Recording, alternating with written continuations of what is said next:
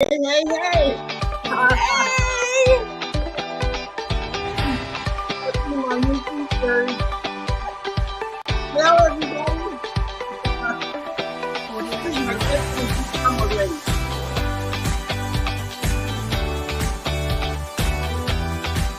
Hey, good afternoon, everybody. This is the Cynthia Linox show. I am your host, Cynthia Linox, and as our guest today, we have Miss Naomi Butler. She is the president and CEO of Brother Co. And she's going to share her story of today. Naomi is on fire and energy always. We're going to be talking about living on the brighter side of life. Let me just get this music control here. Naomi, how are you doing? We're going to have a conversation today. And I am doing we want awesome. to hear your story. You have done so much. You need to know that this platform is open for you to relax. There is no restrictions. You can share as much as you want. And we want you to share boldly so that you can motivate, inspire, encourage, but most of all, empower others to really start living life on the brighter side. So tell us about yourself. What? Can you hear me about the music? Oh, I'm so sorry. Here we Going? go. That's okay. I didn't know if that was just. Little There we technical go. situation Yay! here. Well, I'll try Okay. to keep. Number one, thank you so much, Cynthia, for having me on your show. Okay. This is just, I'm so blessed and grateful for being able to share my story and get it out there in all these different ways. And Great. you've been such a special friend, and to get to know you. And I just appreciate you having me on your show. It's so awesome. It is my honor. It is my pleasure. Thank you. You are an Well, I'll asset. just kind of give you the short version of a little background. I own Bridal Shows Inc., and this is my 36th year in business. I'm a show producer. I have produced consumer shows, trade shows, conferences. I specialize mainly in consumer shows. In 1990, I started the Dallas Bridal Show, the Plano Bridal Show, and also the Home Improvement Show that was sold in 98. And so a lot of people think, oh, she just does bridal shows. They have no idea all of the background. Besides all the shows, we had our own decorating company, which had the pipe, drape, carpet, table, skirts, chairs for our shows and other shows. And so the home show was 250,000 square feet at the Dallas Convention Center. Okay. And that one was huge, 450 companies twice a year. The Dallas Bridal Show and the Plano Bridal Show are now in their 34th year this year. And pre-COVID, Dallas had 300 companies in it twice a year. And of course, COVID, phew, we had to kind of start all over in 2020, and we're slowly building it back. Events were the first to go, the last to come back, that kind of thing. I'm also an artist. I mainly paint contemporary abstract. I also do landscapes and things like that. Beautiful. I've seen some of your work. I just love it. I'm just having fun with everything I'm doing. And then I'm also a cancer warrior / survivor. And that's a whole other part in the story that we can get to.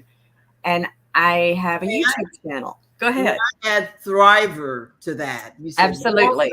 survivor, but now really you are thriving. I am. It's been a journey. It's been not so easy sometimes, but I'm here. And Yes. I feel, again, grateful to be here and to be able to share this journey and share this story.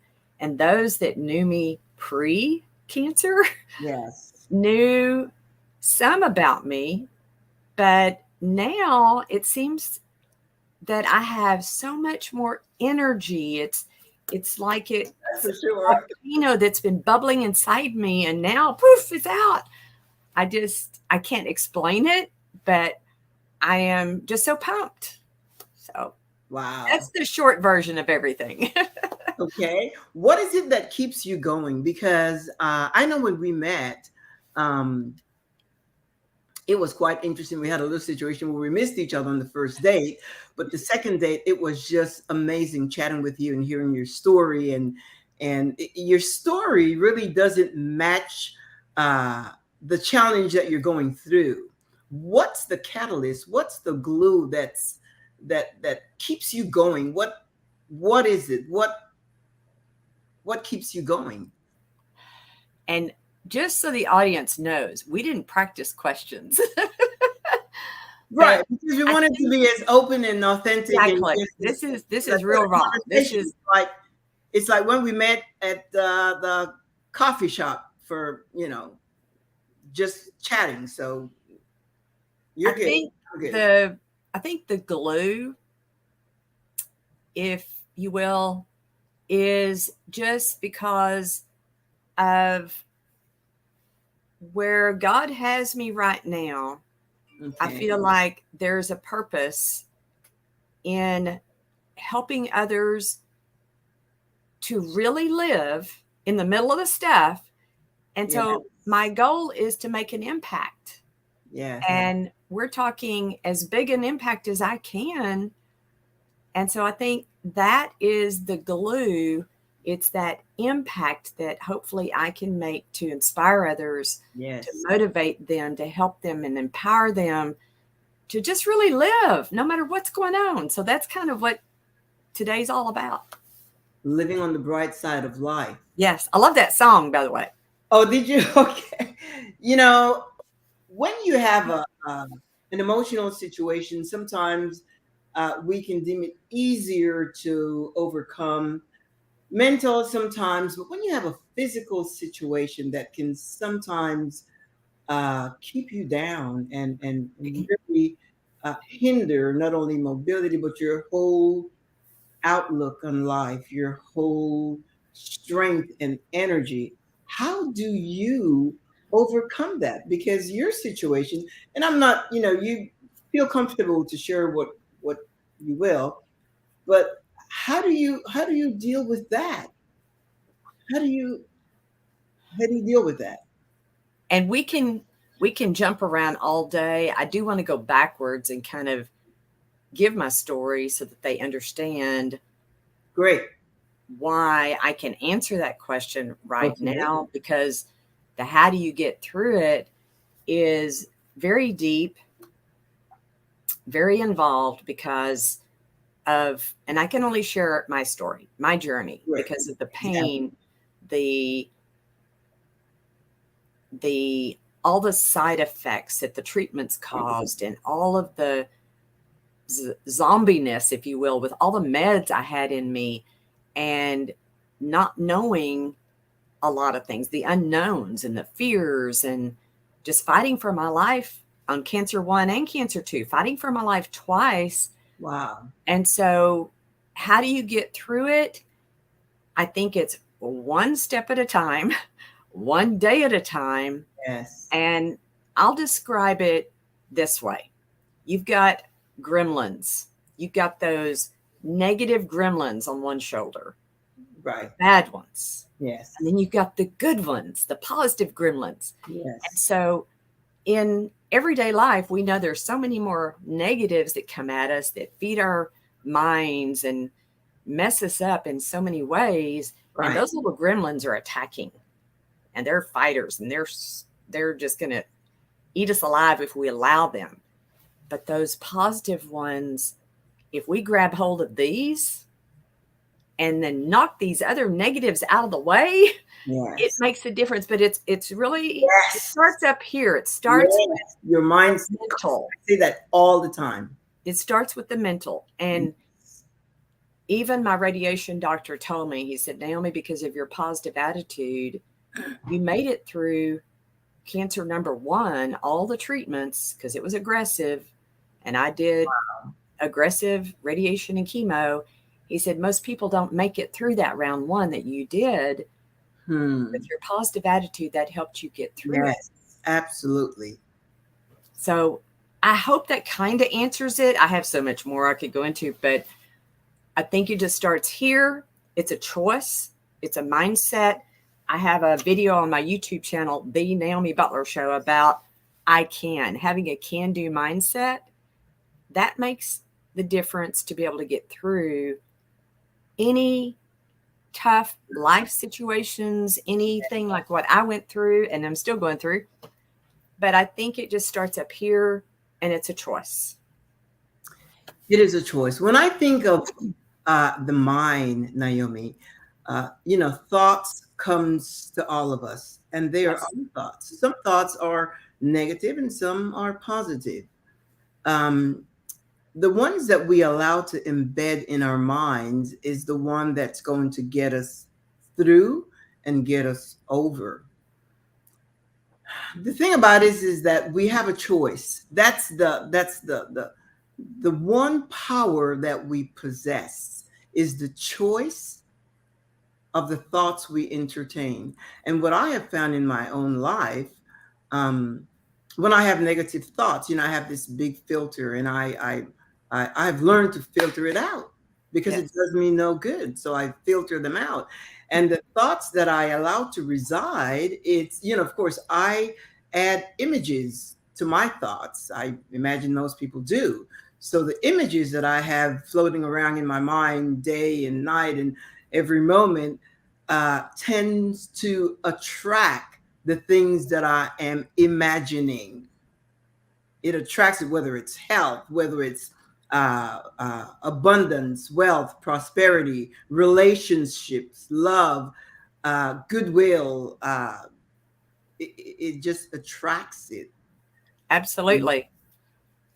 And it's awesome when you go from A to Z and you realize that, and you Mhm. realize how much what you just said helps you, Yes. then you get to continue on those choices and make that journey on a more positive route. When Yeah. if you keep choosing the negatives, you don't even realize what you're missing out on. And the negatives, when you think the negatives really motivates, creates fear. And fear is a combination of doubt and worry. And when you doubt and you worry, those are also images that we create in our minds. And that is what causes fear. Now, I subscribe to the thought that, the body is meant to heal itself. But as you said, I believe it starts in the mind. Whatever you register in your mind, it's going to really affect your overall well being. Do you agree? I agree. I think there's a lot more to that for me Sure. Yes. because of what I've gone through. I have a strong faith. I know that that faith has Mm. helped me in so many ways. I have changed some of the ways, not everything. I've changed some of the ways that I eat. I do my oatmeal and my smoothie for a brunch because I still have a tough time with mornings. Early mornings is not easy for me Hmm. because of the fatigue that I still deal with. Right. But I've got 27 ingredients in my smoothie, and it includes a lot of anti-cancer, antioxidants. I'm doing some things different. I'm using this stuff called lymphotonic cleanse Okay. because they said it's metastatic, it's in my blood and lymph nodes, and it'll pop up when and where it wants. So I started this lymphotonic cleanse. I even told my radiation doctor a couple of weeks ago about that.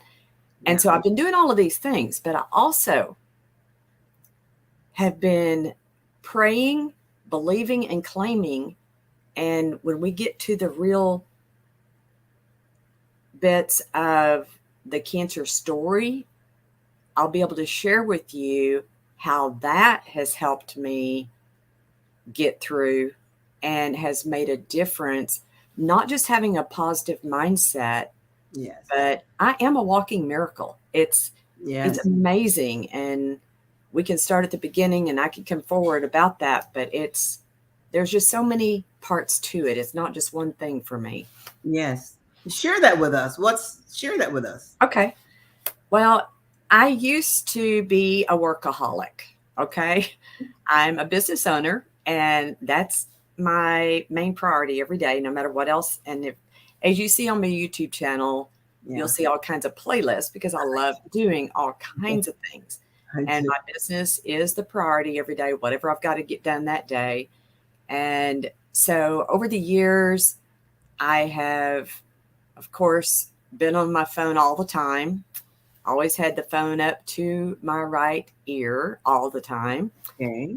And I had TMJ probably 20 years ago that was so bad at the end of a Dallas show, and my jaw was out of line for about a week. And they did an MRI and didn't see anything. But now I know to tell people anybody who has TMJ, go check it out another year, because I think all of that started back then. Well, in October 2018, and there's a lot to get me to that, but I'll just start there. Yeah. That's when I went in for surgery. And that's for the TMJ. It was a knot, actually. It was a knot that I had gone to my ENT, and he'd said, we need to do a CT scan. They did. There was a 2-inch deep tumor close to my brain. And they did a biopsy. They couldn't tell if it was cancer. I said, it's not cancer.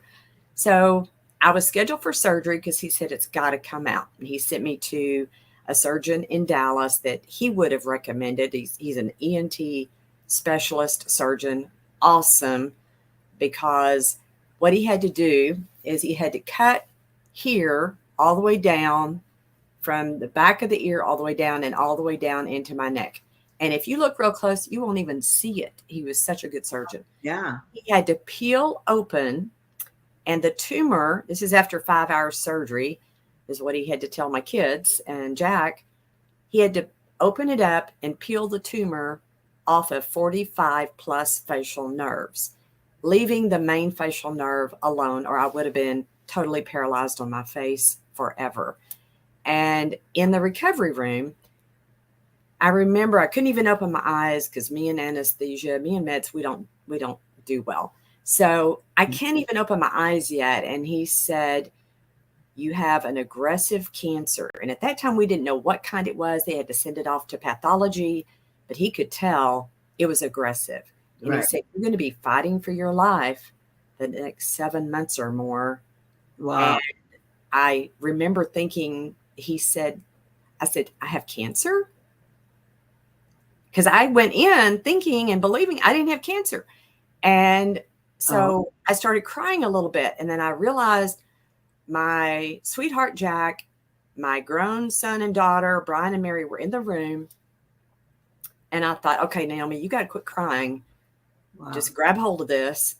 Yeah. And then, long story short is I had to get dental clearance. So I had to have a tooth pulled. So I had a tooth pulled on the right side, so I didn't have a chewing teeth. I'd had 2 dental implants started at the back top left area, so I didn't have chewing teeth. I went into this and I said, let's get this done. So I had to heal from the surgery and the tooth being pulled and go into radiation and chemo aggressively, because they said if I hadn't gone in, I would have been dead in 3 months. And even my radiologist said, while you're having all of this done, it is so close to the brain that it could go to your brain any moment. Now, that is before your major surgery on your... No, that was after the surgery is when he found this. And then after that, I had to have the tooth pulled. And then I started the radiation and chemo about a month after the surgery, because I had to heal from those 2 things. Yeah. Okay. And it was aggressive radiation, aggressive chemo. I will not sugarcoat this. It was rough. It was so rough. And I was on so many meds to try to help me get through whatever nausea, whatever pain. And they said, okay, you're not going to have pain until about the 3rd or 4th week. Well, the first day I went in for radiation, you have to understand, head and neck cancer radiation, you go in with a mask. And this mask starts out as kind of like a soft mesh that they put in a microwave, and then they put it over you, and it sucks to your face like hard steel, your neck, your shoulders. I mean, it just sucks to you where there's no space. And then when you're in radiation, they clamp it down. Are you under the effect of anesthesia at this time or no? Well, when I started radiation was a month after the surgery. Okay. So this is a month after everything. I start radiation day one, having that mask clamped down. Wow. The TMJ happened, and my jaw got out of line, and I was in excruciating pain. And so the second day of radiation was my first day of chemo, and I went in, and my pain was off the charts. So they had to give me morphine. They were trying to get that pain under control, which it was not. And so the first day of chemo, I had told them I don't do well with meds, and they were putting everything in too fast. Brian and Jack were in the room. I was on the phone with Mary. She's in Arizona. Right. And all of a sudden, I'm telling Mary, something's wrong. Something's not right. And Jack sees me turn bright red, and my throat is closing up. So Brian runs. Wow. They grab the doctor. He runs in. They stop the chemo. This is just the second day of radiation, first day of chemo. Okay. Yes. And so I had this reaction. They learned, long short is they had to put everything in slow. All the stuff before the chemo, you get steroids, you get anti-nausea, you get Benadryl, you get so many things put in you before they put the poison in you. And so I went through, I think 8 weeks of radiation. I think it was 7 of chemo, and I was going into the chemo sessions early, and I was the last one. I closed the chemo bar down every time. So I made it through that round 1 because every day I had pain. It was not the 3rd or 4th week. I went from one pain to the next, to the next, to the next. And this is just round 1.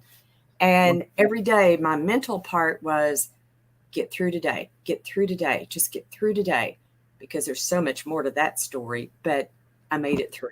I made it.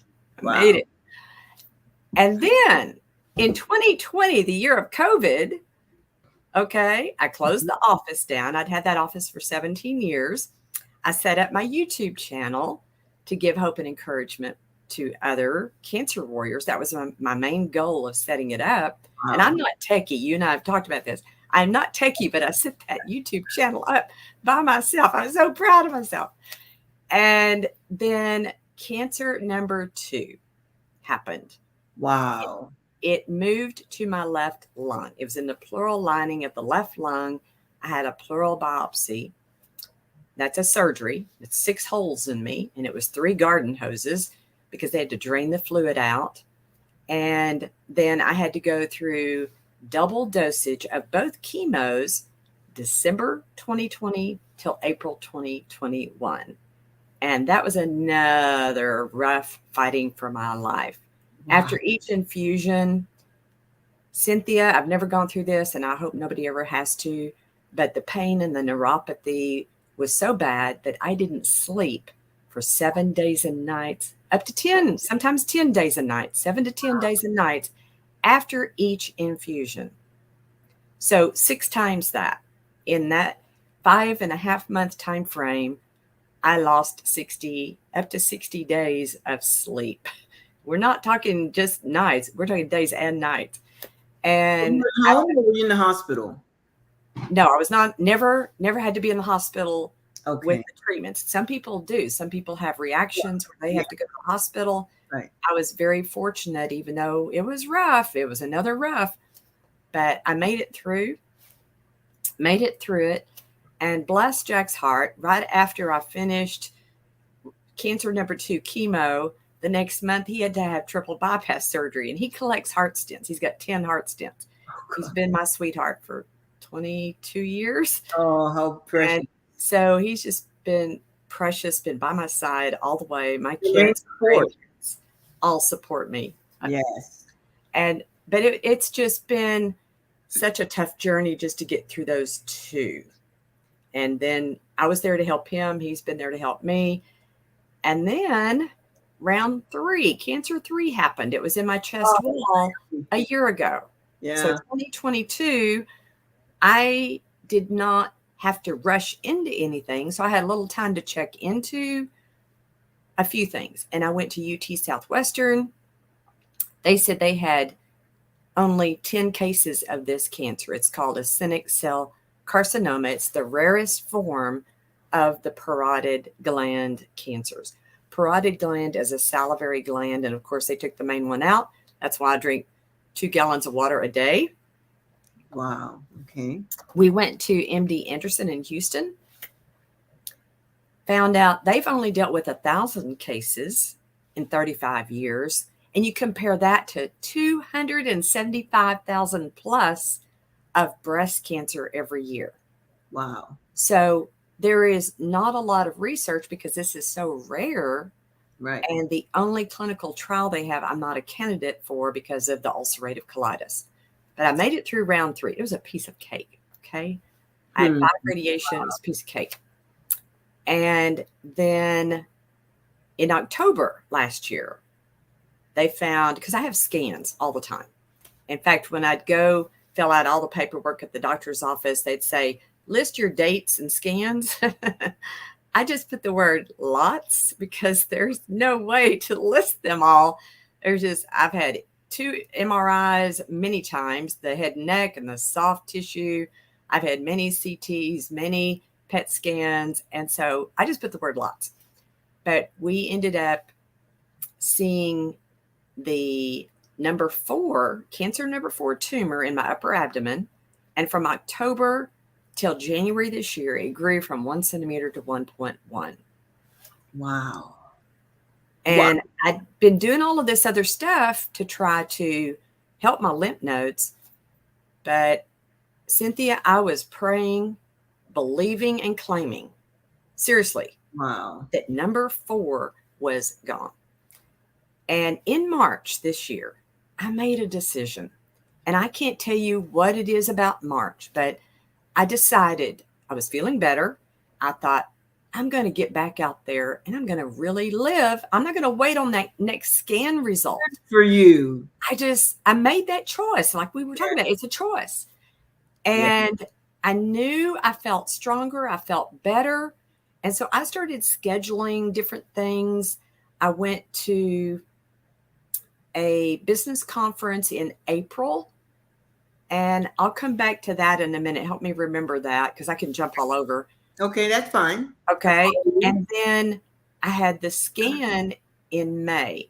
I had a trip to Arizona the end of April, a trip to Arizona the end of May, because the end of May, my youngest grandson was graduating 8th grade.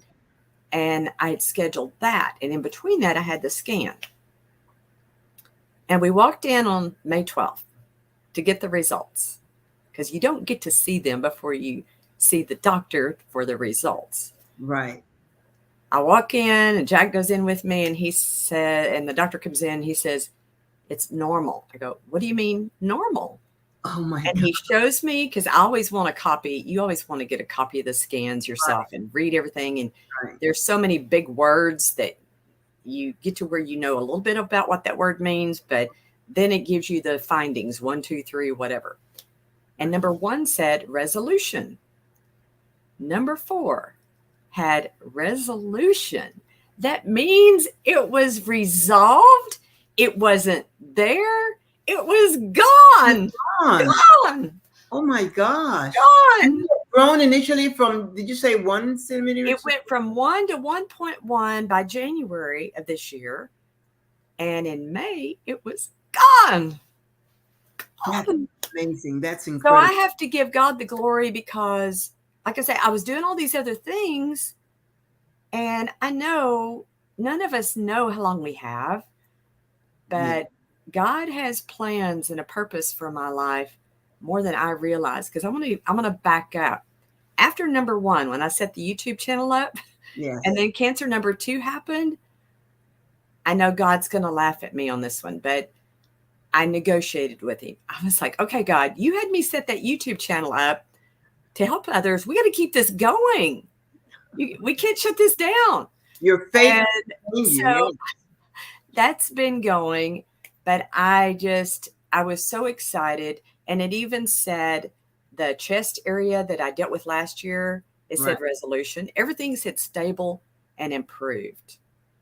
So this is the best scan that I could get out of all these 4.5 years. It was a miracle. That is a miracle.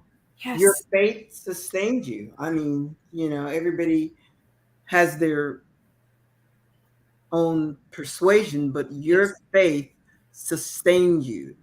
And it's not just mental, but it's also heart. So it's the mind and the heart together, combined with that positivity, helped me to get through all of this. And I am moving on, and I'm moving fast. I have scheduled in May, I scheduled going back to the wedding associations. In April, I went to that business conference.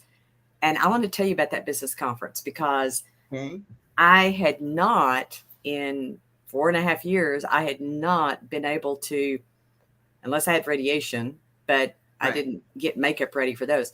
So 2 days in a row, I had to shower, get makeup ready, and be somewhere at 8 a.m. I know everybody's going to laugh because everybody goes to work early, right? Well, Naomi has this mind and body battle every day because the mind says, get up, get going, you got things to do. And the body goes, no.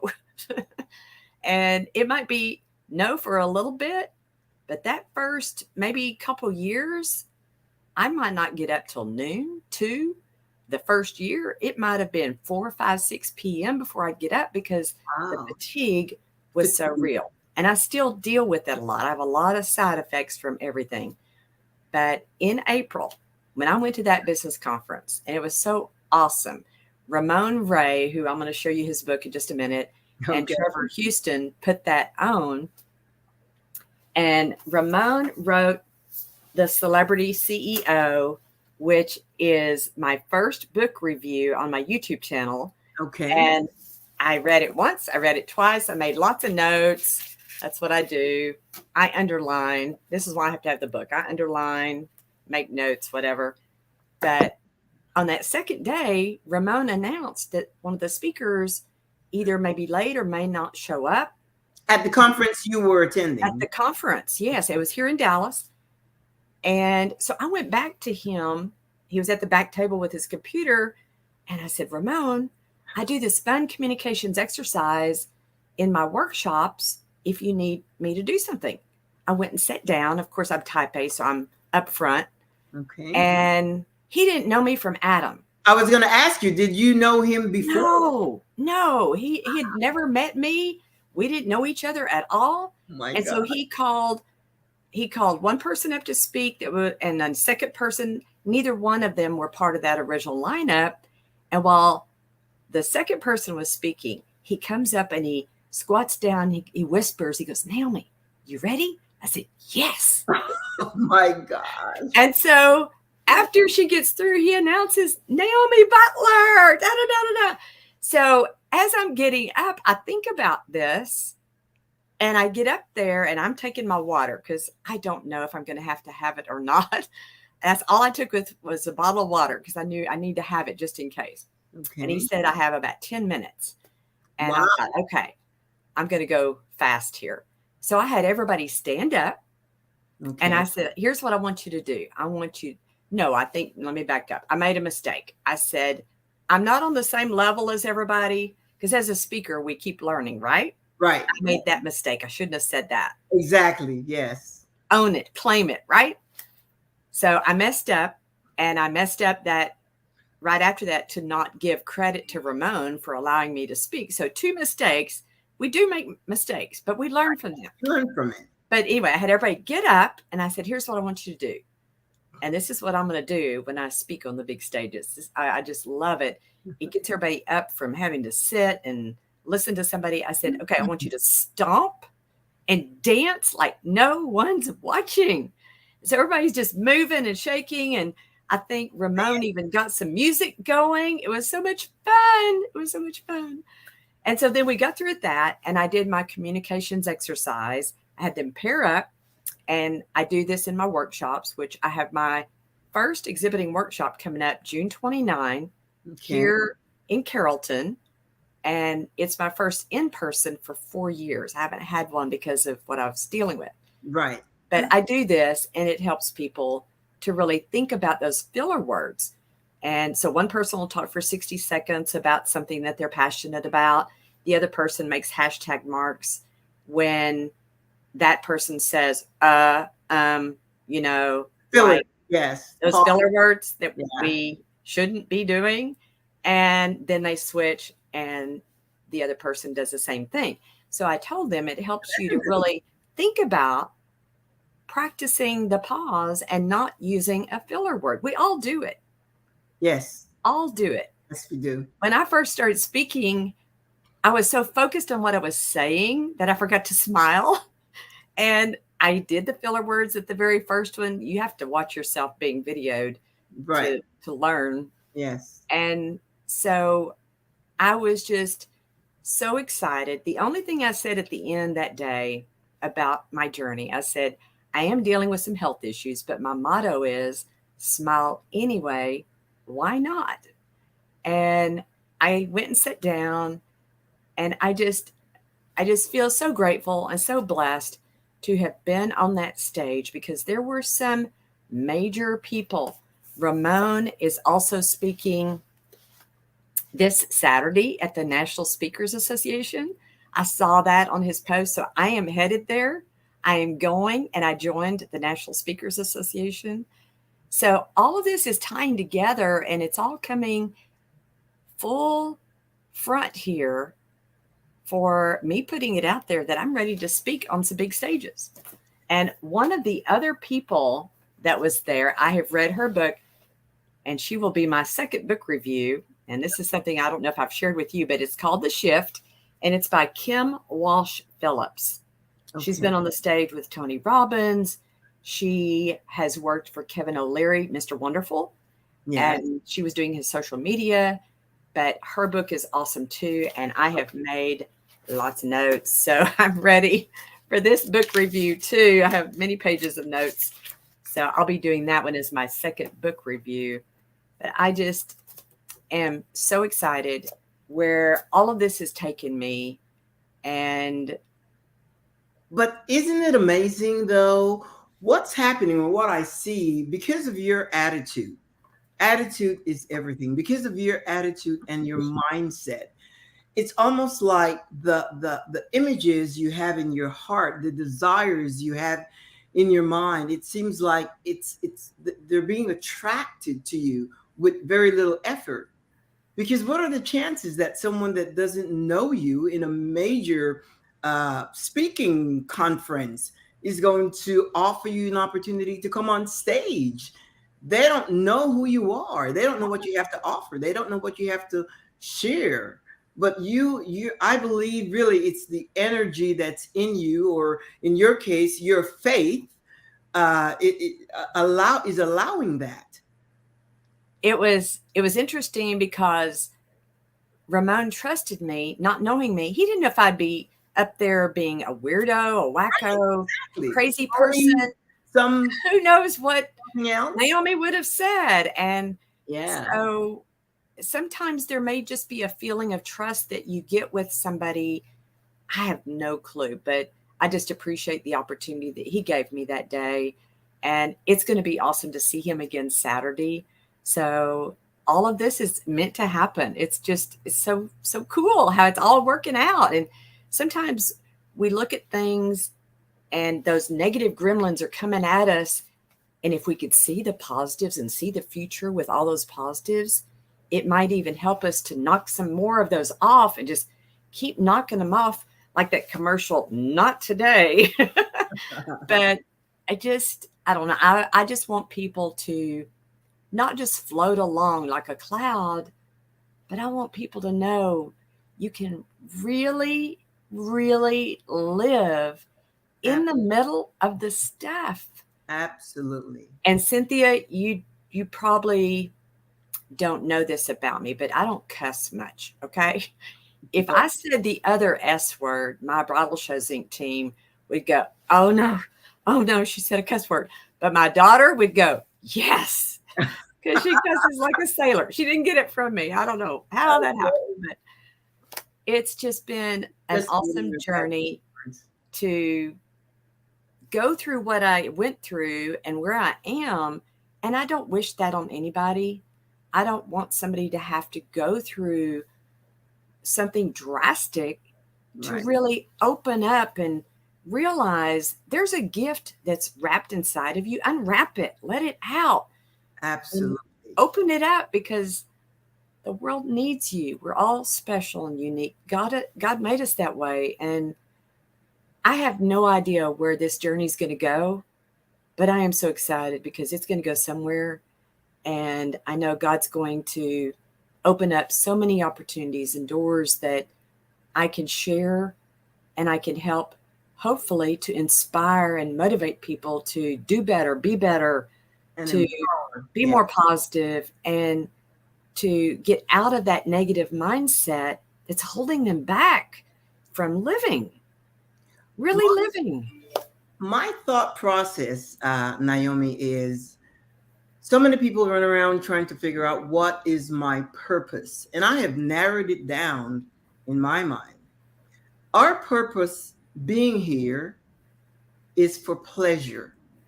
We are here to get pleasure out of life, whether it's pleasure in what you do or pleasure in helping someone else. We are here to get pleasure. And once you focus on that mindset, it's almost like you expect pleasure out of life. If you think of it, what's the opposite of pleasure? What's the opposite of pleasure? Suffering. Not having fun, not enjoying what you're doing. Suffering. And we have gotten so used to suffer in comfort. That is so rampant. People suffer trauma, mental situations, emotional issues. We have gotten so used to suffer in comfort. You know, it becomes part of our lives by default. But when something happens to me, the first thing I it's always present in my mind. I was created for pleasure, whether it's pleasure in what I do, the things I entertain, the people I help. You know, when I am driving by and I see a homeless person at the curb, and if I decide to give that person some money, it's going to be with pleasure. I do that with pleasure. I don't care what he's going to do with the money. Some people say, well, I don't want him to go buy alcohol and beer and whatever. It does not matter to me. It gives me pleasure to do that. And I just go on my way and let that person deals with that.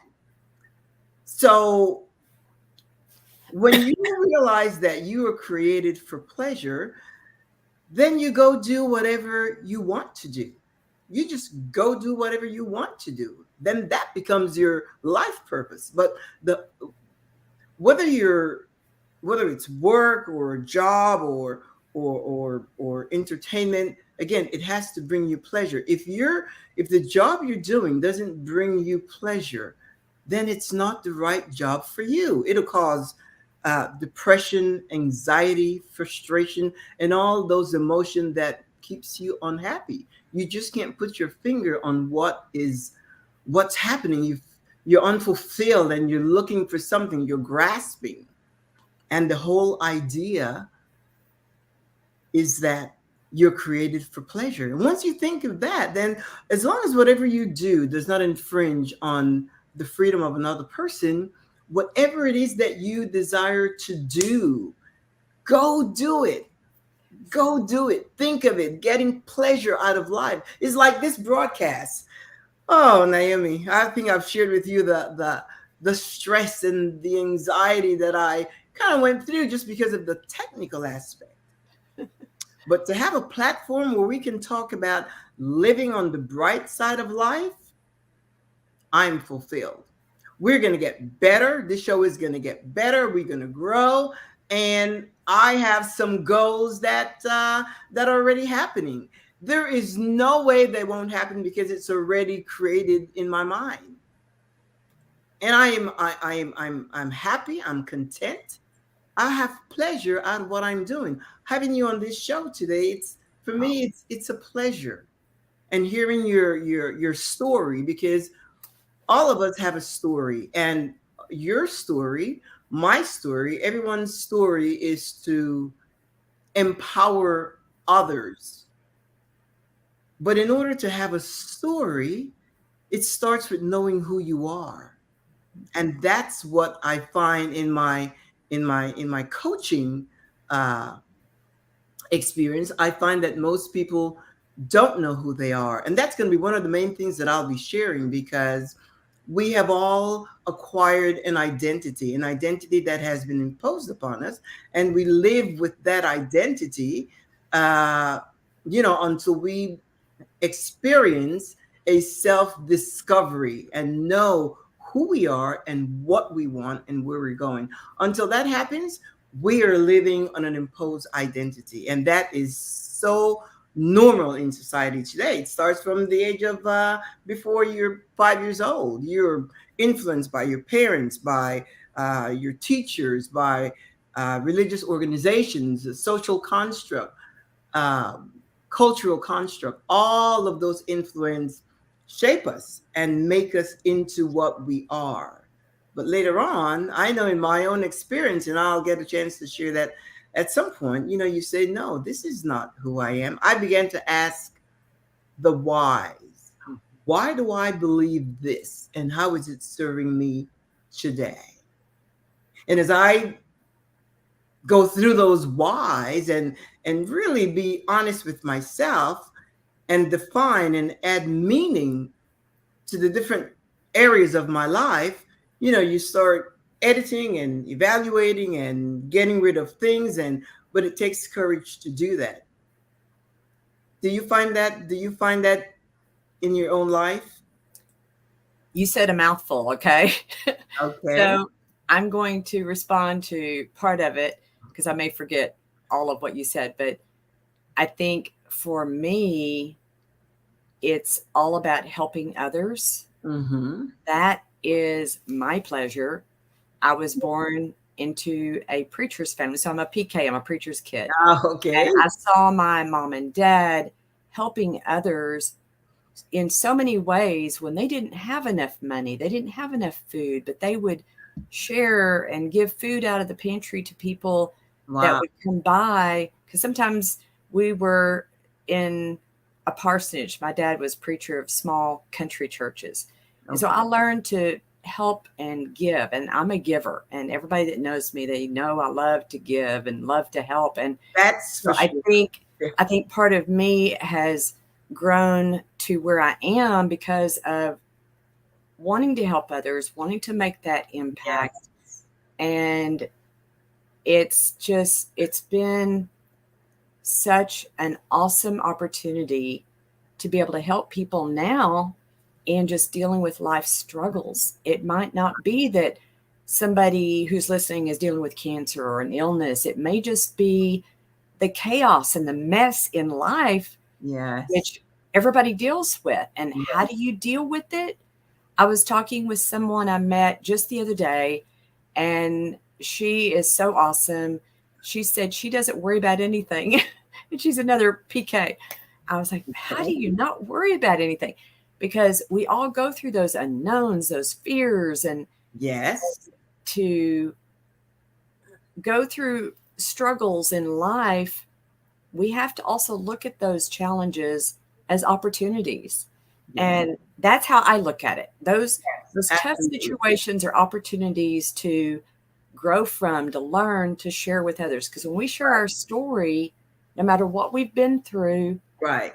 we don't know how many people are listening or watching that can be impacted. And I want to make a huge impact Exactly. in people's lives in a positive way, Right. to help them see that you can get through it and you're not alone.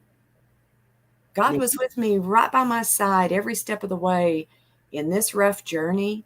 And he's with me every step of the day and every step of the way right now as well.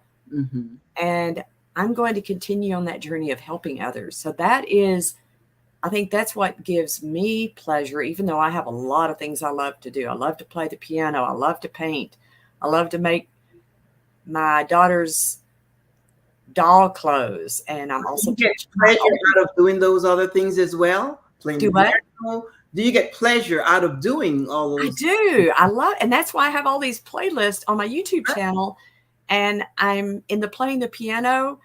I had to buy another piano because I sold mine years ago. Yeah. So I found a used piano. My son Brian put it at his house, and my oldest granddaughter had made a comment that she wanted to learn. And I think I saw that video. You were yes. yes. And so I thought, I don't want her to have this pressure because I'm self-taught pianist, I'm a self-taught artist, self-taught business owner. And so I learned to play the piano by note because I had such determination. By the time I was 17, I was pianist in my dad's church. And so when I was sitting there with Olivia just this last week, and she was in there while I was playing, and she said again she wanted to learn. I said, "Are you sure? Because I want you just to have fun."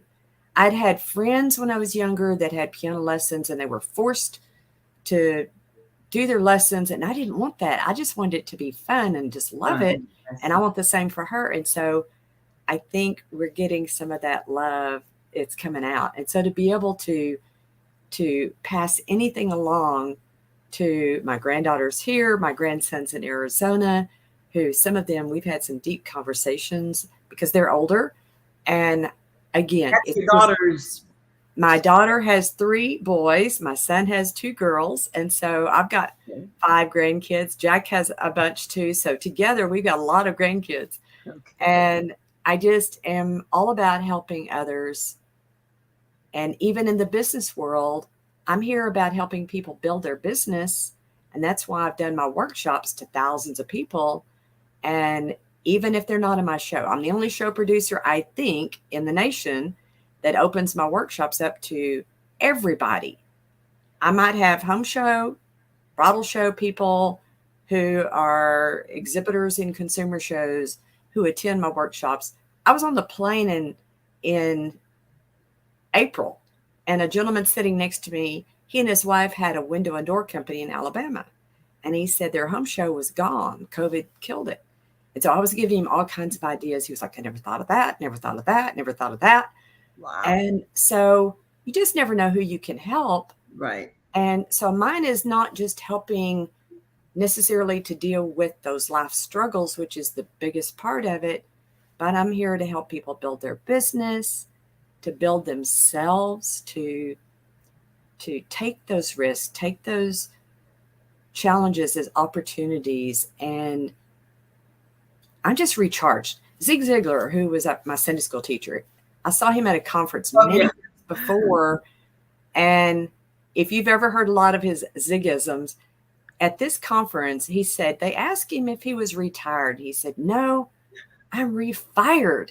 We talked about that, remember? Yeah. That. He refired, yes. I am refired, but also I'm recharged, just like my battery got recharged. Yes. So I want to thank you so much for having me today. I spoke at Zig Ziglar's organization years ago. Oh, awesome! And yeah, I'm familiar with his work. Yeah, it's been a while. The main thing that comes to mind for me, Naomi, is really seeing people step into their true, authentic self and get out there and live life now. Yes. Now, because there's just so much that's going on around us. And, we can put things off, we can wait, we can, subject things to the perfect moment, but there's really never a perfect moment. The perfect moment is now, because now is all that you have. Now, some people say, don't think of the past, don't plan for the future. Well, that's not me.